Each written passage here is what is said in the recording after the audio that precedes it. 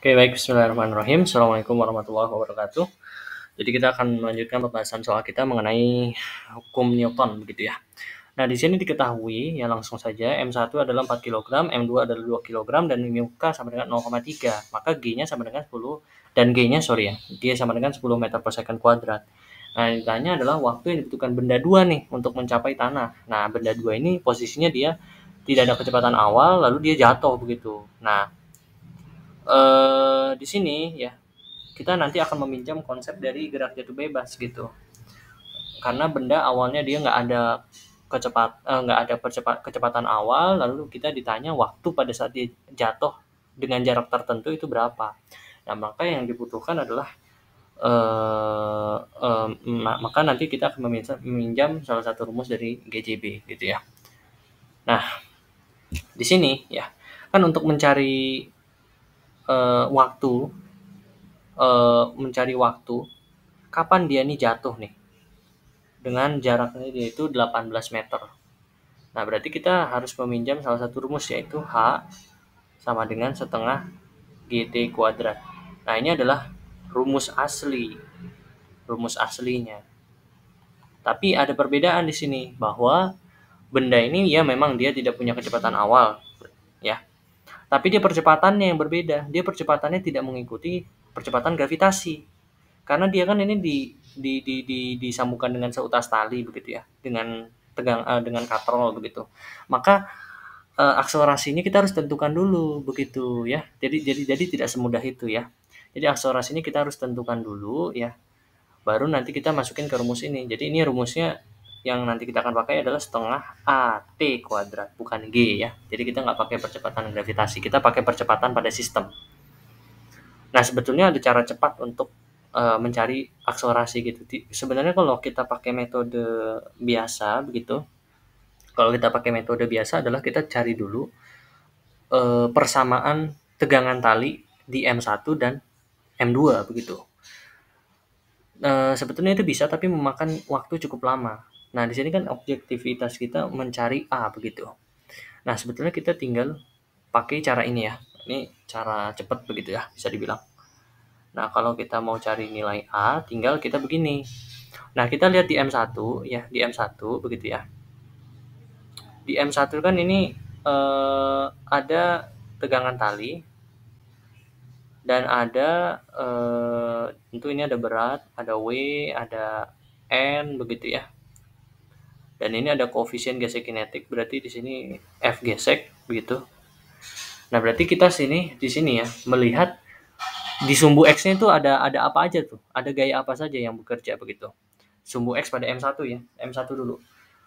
Di M1 tuh ada sumbu apa aja, gaya apa aja yang bekerja? Ada T sama F gesek. Nah, sekarang yang bernilai positif yang mana? Karena gerak benda adalah seperti ini nih.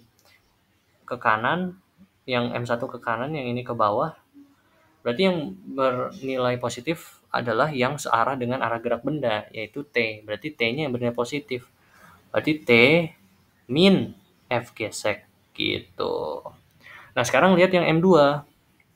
M2 ya, M2. Nah, M2 ini ya, di sini ada T, di sini ada W pasti ya.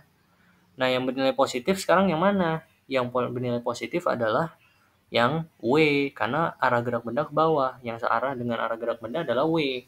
Berarti W yang positif. Berarti ini ditambah dengan W dikurang dengan T. Sama dengan, karena ini bergerak dengan ada percepatan berarti MA, hukum 2 Newton gitu. Nah, ini kan ingat bahwa tegangan tadi pada sistem yang kayak gini nih, di sini dan di sini itu sama begitu.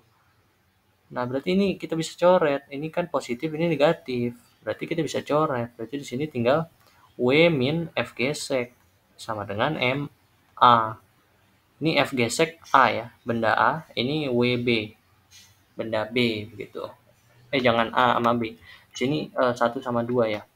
Jadi di sini F gesek 1 dan ini W W2 gitu. Dan ini adalah M system. Ya, M system, ini M system. M system tuh maksudnya adalah M keseluruhan, M total gitu. Nah, sekarang W2. W2 kan berarti M2 dikali dengan G dikurang dengan ini mu K dikali dengan N. N1 sama dengan M sistem adalah M1 plus M2 dikali dengan A. M2 berapa? Nah, sekarang kita masukin M2 itu berapa? M2 2 kg dikali 10. Min mu K-nya ini, mu K-nya adalah 0,3. Nah, N1 lihat, N1 di sini ya. N1 di sini kita lihat di Sumbuye cuman ada W doang nih, yang N sama W. Berarti nilai N itu sama dengan nilai W. Berarti ini bisa kita substitusikan W1. W1-nya berapa di sini ya? Langsung aja. W1 ini berapa? W1 di sini adalah 4. Berarti M1-nya di sini adalah 4. Berarti W1-nya adalah 40. Di sini 40 sama dengan M1 plus M2. 4 tambah 2 langsung. Ya, 6 dikali A. Berarti ini 20 min 0,3 kali 40 ya. Berapa tuh? 3 per 10 dikali 40. 12 ya. 12 sama dengan 6A. Berarti di sini adalah 8 sama dengan 6A. Berarti di sini A sama dengan 8 per 6 gitu ya. 8 per 6 atau paling sederhananya sih ya 4 per 3 begitu ya. Meter per second kuadrat begitu. Nah, apakah sudah selesai? Belum. Karena yang ditanya adalah waktu yang dibutuhkan benda 2 untuk mencapai tanah. Berarti di sini kita tinggal masukin rumus. Ya, tinggal masukin rumus H sama dengan setengah AT kuadrat. Hanya ini di sini jaraknya 18 meter nih ya. Lihat ya, 18 meter di sini. Sama dengan setengah dikali A-nya 4 per 3 dikali T kuadrat ya, T kuadrat. Ini coret-coret 2 per 3 18 sama dengan 2 per 3 T kuadrat. Berarti di sini 18 kali 3 per 2 sama dengan T kuadrat.